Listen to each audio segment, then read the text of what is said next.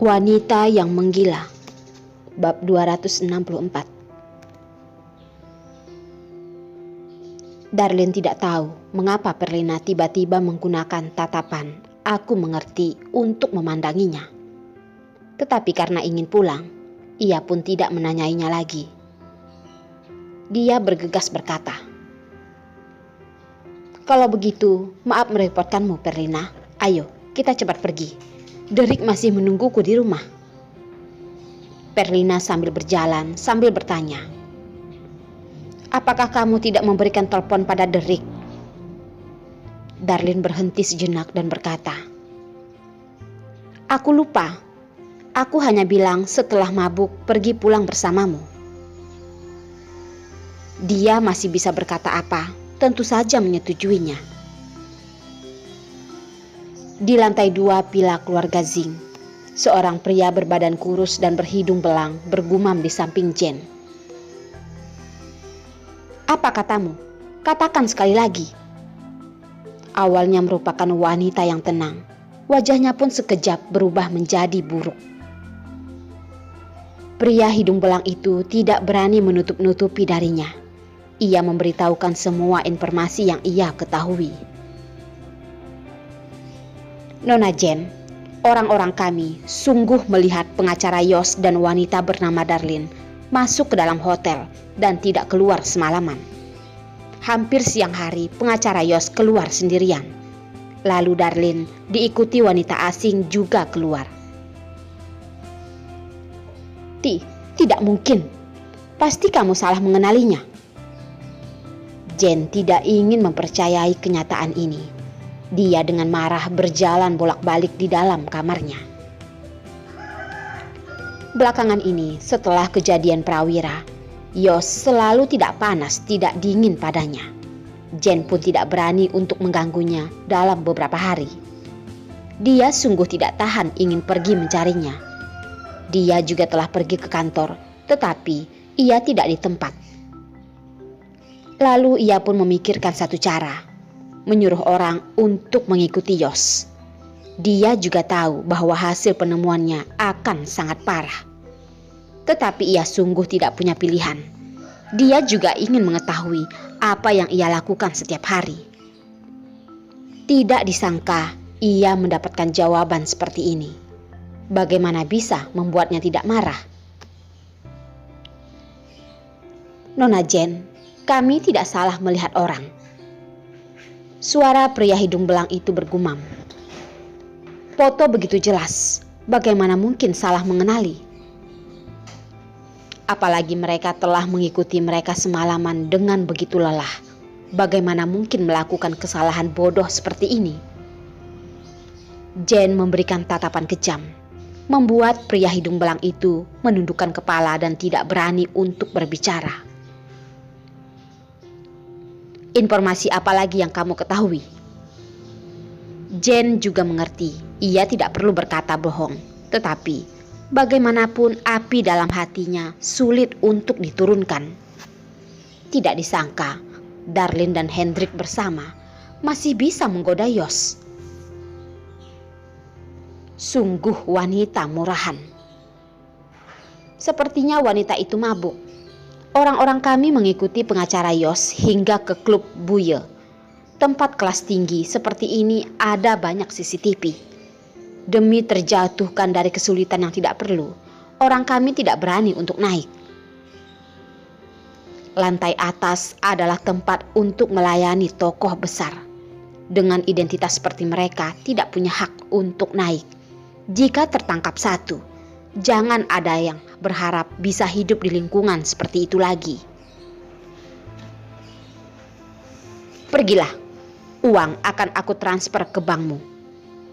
Dalam perkataan Jen terdapat amarah. Melihat bentuk pria hidung belang itu membuatnya semakin marah.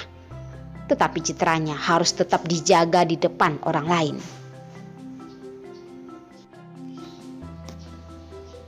Begitu pria hidung belang itu mendengar segera ada uang untuk diambil, kedua matanya pun tersenyum sipit menjadi satu garis.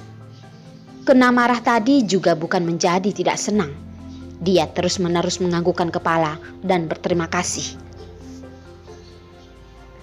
Terima kasih Nona Jane. Aku pergi dulu ya. Kabari aku jika ada perintah. Jane menjawabnya dengan cuek. Tidak sudi untuk melihatnya lama. Kedua tangannya ditaruh ke dalam baju dan meremas tangannya seperti bukan meremas kain, melainkan Darlin orang ini. Dia bahkan kalau bisa ingin membunuhnya langsung. Pria hidung belang itu baru saja sampai di depan pintu. Jane tiba-tiba berbicara. Ingat, jaga mulutmu baik-baik. Jika informasi ini kamu bocor, kamu tahu kan apa akibatnya? Aku mengerti, Nona Jane jangan khawatir. Pria hidung belang itu mengerti peringatan yang diucapkan Jane. Dia pun menjawab dengan penuh jaminan. Keluarlah. Jane tidak lagi banyak bicara. Begitu pria hidung belang itu pergi, Jane yang sudah menahan amarah dalam hatinya tidak lagi bisa mengontrolnya. Dia marah dengan melemparkan semua barang di atas meja hingga terdengar suara pontang-panting. Jane merasa tidak puas. Dia menggila ingin menghancurkan semua barang di dalam rumah. Citranya yang elegan tidak lagi berada dalam dirinya. Dia seperti seekor binatang buas yang dikurung di dalam kandang dan menabrakkan diri ke segala arah. Sepasang mata bisa seberacun apa, maka seberacun apa itu. Dia bernapas dengan cepat, menunjukkan seberapa hebat perubahan emosinya. Darlin, mengapa kamu harus bersaing denganku? Mengapa harus merebut pacarku? Aku begitu baik padamu, begitu baik.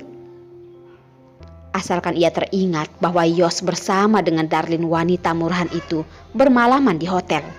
Dia teringat saat itu ia dengan pakaiannya yang terbuka, tetapi tidak bisa menarik respon Yos sama sekali.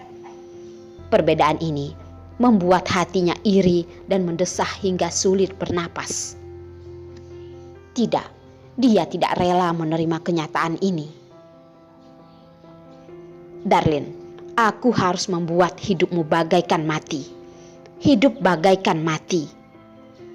Jane pun mengambil vas bunga di atas meja, lalu melemparkannya ke lantai dengan ganas. Ada satu pajangan yang harganya tidak murah, juga telah berubah menjadi pecahan. Gisela yang mendengar suara pecahan itu pun datang membuka pintu dan melihat kekacauan pecahan yang penuh di lantai. Lalu melihat wanita yang biasanya dimanja terduduk kaku di lantai seperti orang gila. Seluruh hatinya pun ikut merasa sakit. Jane, apa yang sedang kamu lakukan? Jika melukaimu, bagaimana? Jane sedikit kebingungan melihat kedatangan Gisela. Hatinya tiba-tiba seperti ada sandaran. Air mata sekejap ingin menangis keluar. Ia berteriak dengan penuh kesedihan. Ibu, aku sungguh sedih. Ibu, bagaimana ini? Yos tidak menginginkan diriku lagi. Ada apa ini, Jane? Jane, kamu jangan menangis dulu. Beritahu ibu apa yang terjadi. Gisela ikut sedih lalu mengangkatnya berdiri. Bukankah hubungan Jane dan Yos selalu baik? Mengapa tiba-tiba menjadi tidak baik? Badan Jane yang tidak berdaya pun mengikuti Gisela dan duduk di atas sofa. Tatapannya kosong dan berkata dengan lembut. Ibu, ini semua karena wanita murahan itu. Wanita itu yang merebut kebahagiaanku. Yos kemarin malam buka kamar berdua dengan wanita murahan itu. Bicara sampai sini, Jane mulai menangis lagi. Hah? Bagaimana bisa terjadi? Bukankah kamu mengatakan bahwa hubungan kalian selalu stabil? Dia juga cukup baik padamu? Gisela juga sangat terkejut. Ada satu hal lagi. Jane, katakan dengan jujur padaku. Kau tahu hal ini dari mana? Kalian sudah seperti ini berapa lama? Tatapan Jane sedikit menghindar. Dia tidak berani berhadapan langsung dengan Gisela. Dia sedikit kesal lalu melemparkan tangan Gisela. Berkata dengan tidak senang, "Ibu tidak peduli padaku, masih menanyakan hal ini. Aku sebenarnya anakmu bukan sih?"